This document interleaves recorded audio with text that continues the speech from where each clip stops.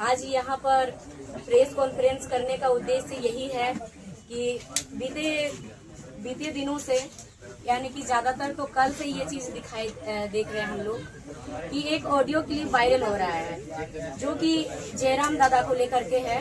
जयराम दादा और एक थाना प्रभारी के बीच में जो बातचीत हुई थी, ये ऑडियो क्लिप वायरल हो रहा है। तो इस पर विशेष यही कहना चाहूंगी कि जो ऑडियो क्लिप वायरल हो रहा है, ये तो एक पर्सनल बात हुई थी जो कि व्हाट्सएप कॉल था। एक थाना प्रभारी का और एक जनप्रतिनिधि का व्हाट्सएप कॉल में बात हुआ था। तो व्हाट्सएप कॉल यानी कि वो पर्सनल था, वो दोनों के बीच का था। सबसे पहले यहाँ पर सवाल ये होता है कि इस ऑडियो को वायरल किसने किया। जाहिर सी बात है, वायरल थाना प्रभारी ने किया है। अगर थाना प्रभारी ने इस ऑडियो को वायरल किया तो पर्सनल बातचीत को उसका ऑडियो रिकॉर्ड करके उसको वायरल करने का अधिकार उसको किसने दिया। सबसे पहले उस थाना प्रभारी पर कार्रवाई होना चाहिए, कानूनी कार्रवाई होना चाहिए, जो कि अभी तक नहीं हुई है। और उससे बड़ा बात ये कहूंगी, जब गरीब शोषित परिवार पे, जब गरीब शोषित लोगों पर, छात्र पर, विस्थापित लोगों पर कोई ऐसी समस्या आती है, प्रशासन द्वारा चाहे सरकार द्वारा कुछ उनके साथ अन्याय किया जाता हो, गलत किया जाता हो, तब उनका आवाज बन के जयराम दादा आते हैं। और जब भी जयराम दादा आवाज बन के आते हैं, तब कुछ ऐसे लोग बैठे हुए हैं जो कि वर्दी के आड़ पे गुंडागर्दी कर रहे हैं। इन लोगों को एक डर हो जाता है, इन लोग का मन में डर पैदा हो जाता है और उनको धूमिल करने के लिए, उनको बदनाम करने के लिए इन लोग एक राजनीतिक षड्यंत्र रचते हैं। किसने कहा कि सिर्फ राजनीति में रहने वाले लोग राजनीति करते नहीं? जो प्रशासन, जो वर्दी के आड़ पे गुंडागर्दी कर रहे हैं, वो लोग भी राजनीति करते हैं। क्योंकि आज जो चीज हो रहा है एक राजनीति के षड्यंत्र के तहत हो रहा है। क्योंकि उस ऑडियो क्लिप से साफ पता चल रहा है कि पहले से उन्हें मालूम था कि उनसे बात करेंगे। पहले मैसेज में चैटिंग होता है, मैसेज में तरह तरह के बातें बोला जाता है, उसमें उकसाने का प्रयास किया जाता है। फिर कॉल में बात होता है, टोटल पूरे 11 मिनट का बात होता है। लेकिन 11 मिनट का बात को सिर्फ 2 मिनट में काट के थाना प्रभारी द्वारा उस ऑडियो को वायरल किया जाता है। अगर थाना प्रभारी इतना सच है, अगर पुलिस एसोसिएशन इतना सच्चाई पे चलती है, तो उन लोगों को जब वहाँ पर केंद्रीय अध्यक्ष डुमरी विधायक जयराम दादा उस थाना में आए थे, तो वहाँ का सीसीटीवी फुटेज भी सामने लाना चाहिए। तब दूध का दूध और पानी का पानी होगा। सीसीटीवी फुटेज को उन लोग लाने में इतना देर क्यों कर रहे हैं? इसलिए क्योंकि जिस तरीके से ऑडियो रिकॉर्ड में उन्होंने छेड़छाड़ किया है, उसी तरीके से वे लोग उसमें भी सीसीटीवी फुटेज में भी छेड़छाड़ करने का षड्यंत्र रच रहे हैं। और रही बात ऑडियो रिकॉर्ड का, ये भी जिस दिन आपके साथ बात हुआ, आपके साथ बहस हुआ, आपको अगर ठीक है, अगर आपको लग रहा है कि आपको अभद्र भाषा बोला गया, आप अगर इतने सच हैं, तो उस क्लिप को आप वायरल करने में एक दिन वक्त क्यों लगाए? उसी दिन क्यों नहीं किए? और ऐसा कोई भी ऐसा प्रशासन नहीं है, कोई भी ऐसा ईमानदार आदमी नहीं होगा जो कि ऐसे कुछ भी भाषा सुनेगा। आप अगर सुन रहे हैं तो आप गलत हैं, तभी आप सुन रहे हैं। आप अगर गलत नहीं होते तो आप मुंहतोड़ जवाब क्यों नहीं दिए उस टाइम? आप गलत हैं तभी आप सुन रहे हैं। अगर आप लोगों को ऑडियो रिकॉर्ड वायरल करने का इतना ही शौक है, तो 6 महीना से 1 वर्ष का जितना भी थाना है झारखंड में, सभी थाना के बड़ा बाबू, छोटा बाबू, थाना प्रभारी, जो भी बाबू है आप लोग का थाना का, सबका ऑडियो आप लोग वायरल कीजिए। आप लोग सामने लाइए, दूध का दूध और पानी का पानी होगा। आप लोग कैसे बर्ताव करते हैं लोगों के साथ। झारखंड का पूरा तमाम जनताओं को भी मालूम है कि आप लोग झारखंड के लोगों के साथ, आप लोग गरीब परिवार के साथ कैसे बर्ताव करते हैं। कोई अगर एक FIR करवाने के लिए जाएगा, लिखवाने जाएगा, तो उसको सबसे पहले आप लोग, ये लोग का फिक्स रेट बांधा हुआ है 20,000 का।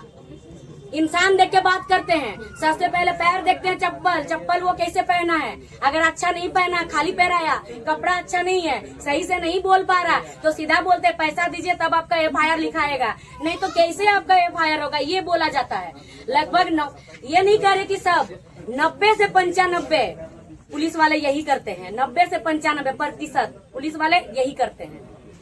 अगर कोई पैसा दे दिया और वो दोषी भी है, तो उस व्यक्ति को लोग निर्दोष ठहराने का काम करते हैं। और रही बात, आज अगर एसोसिएशन यहाँ पर प्रेस कॉन्फ्रेंस की इस बात को लेकर और 5 दिन का जो उन लोग समय मांगे हैं, आज हम लोग भी कहते हैं, इस प्रेस कॉन्फ्रेंस के माध्यम से कहते हैं कि जिस दिन बोकारो चास में एक लड़का को माँ और बहन का गाली यूज किया गया, प्रयोग किया गया, गाली दिया गया, तो उसके भावनाओं में ठेस नहीं पहुंचा क्या? वो इंसान नहीं है क्या? सिर्फ आपके भावना होते हैं क्या? आम जनता के भावना नहीं होते क्या? तब ये प्रशासन का ये जो एसोसिएशन है तब ये कहाँ गई थी? उसमें कार्रवाई हुआ था, थाना पर सस्पेंड भी किया गया था। सिर्फ सस्पेंड से होगा? कानूनी प्रक्रिया करके उसको हमेशा के लिए कर दीजिए नौकरी से खत्म। उनका नौकरी उनका हमेशा के लिए खत्म करना चाहिए सर, बर्खास्त कर देना चाहिए। सस्पेंड कीजिएगा 2-3 महीना, 6 महीना, 1 साल, फिर वो दोबारा आएगा, फिर से वही काम करेगा। उनको सस्पेंड करके बढ़ावा दे रहे हैं। फिर उसके बाद यहाँ जेल में एक महिला गर्भवती हो जाती है जेल के अंदर, उसका जिम्मेवार कौन है बताइए? उसका जिम्मेवार कौन है? प्रशासन। तो इस पर आपका प्रेस कॉन्फ्रेंस क्यों नहीं बैठता है प्रशासन का? जो उनका एसोसिएशन है इस पर वो चुप क्यों रहते हैं? इस पर वे मौन क्यों हो जाते हैं? जब एक माननीय को माँ बहन का गाली देते हैं तब आपका प्रशासन मौन क्यों रहती है?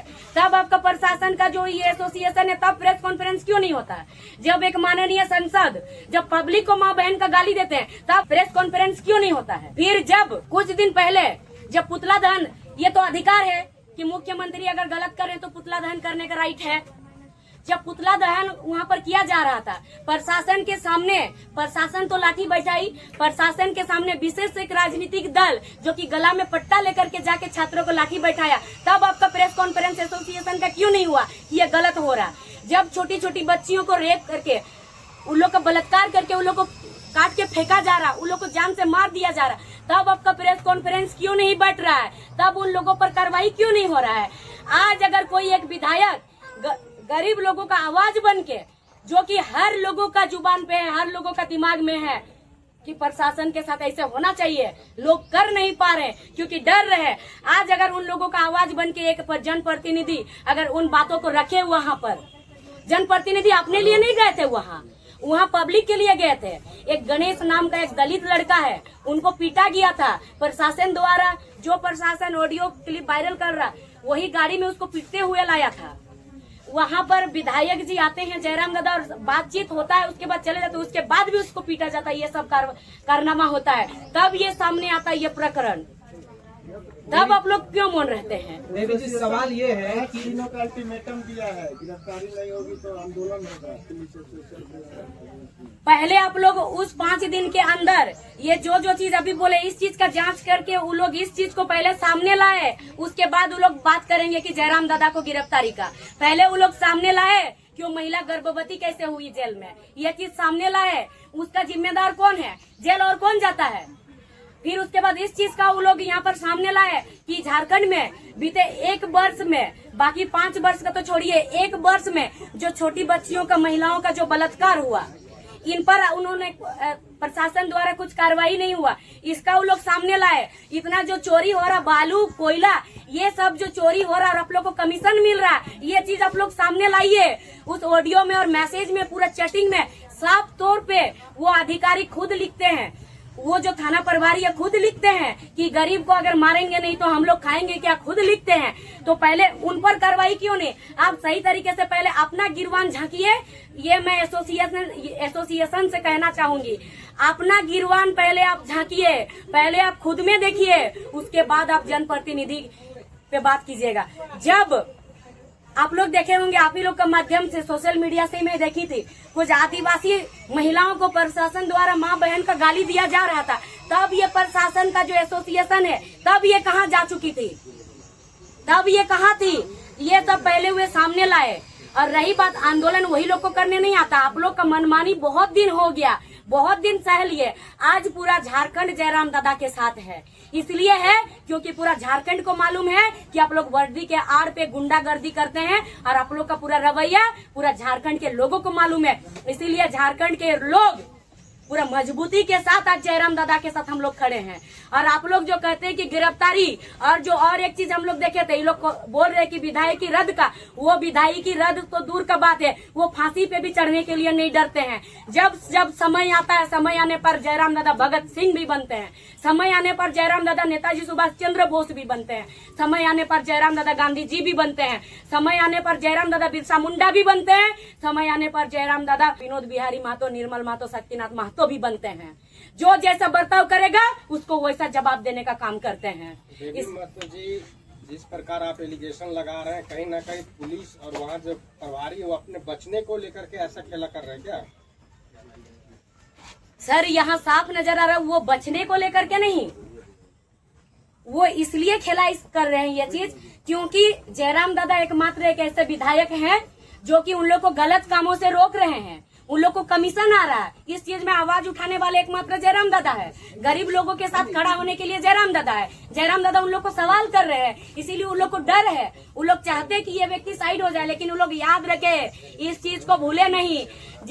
अभी तो वो कानून के दायरे पे है। आप लोग अगर सोच रहे हैं ना कि विधायकी रद्द करेंगे, जिस दिन विधायकी रद्द हो जाएगा ना, अभी तो जुबान चल रहा है, हथियार लेके पूरा झारखंड के लोग सामने आएंगे और एक जयराम महतो नहीं, उस टाइम हजारों जयराम महतो देखने को मिलेंगे आप लोगों को। अच्छा, सवाल ये है जो 24 घंटे का अल्टीमेटम दिया गया था माफी मांगने का, उसके बाद कुछ नहीं होगा, तो ये क्या बेबी महतो जी एग्री करेंगे? क्योंकि गाली गलौज जो होता है वो एक अलग लेवल का बातचीत हो गया, तो उसको लेकर के माफी मांगनी चाहिए या नहीं मांगनी चाहिए? सबसे पहले वहाँ पर ये देखना चाहिए कि क्यों हुआ, काहे हुआ, कैसे हुआ, ये चीज देखना चाहिए। क्यों मांगेंगे माफी? मतलब आप करे तो प्रशासन करे तो रासलीला, और पब्लिक करे और पब्लिक का जनप्रतिनिधि कर दे तो करेक्टर डीला। पब्लिक का जनप्रतिनिधि जो है अकेले ठिका लेके रखे हैं क्या? आप लोग प्रशासन में क्यों बनाया गया है? प्रशासन को क्यों रखा गया भारत जब आजाद हुआ? तो इसलिए ना कि कानून व्यवस्था को आप लोग सही चलाइएगा, आप लोग सुधारिएगा, लेकिन वर्दी के आड़ पे लोग गुंडागर्दी करते, अपना गिरबान इन लोग को नहीं दिखाई देगा। एक बोला जाता है ना कि उल्लू को अपना बड़ा आंख नहीं दिखाई देता, दूसरों को देख के बोलता है उसका आंख कितना बड़ा है। वही वाला हाल है आज यहाँ के प्रशासन का। और जिसको भी पूछिए, जो भी थाना में जाके कुछ बात कीजिए, सब एक ही चीज बोलेंगे, कुछ नहीं होगा, सब ऊपर जाता है। इन लोग का कौन सा ऊपर जाता है? कभी सामने तो लाइए कौन सा ऊपर जाता है। आज हम लोग जानना चाहते हैं, आज पूरा झारखंड का जनता जानना चाहते हैं कि आप लोग का कौन सा ऊपर जाता है पैसा।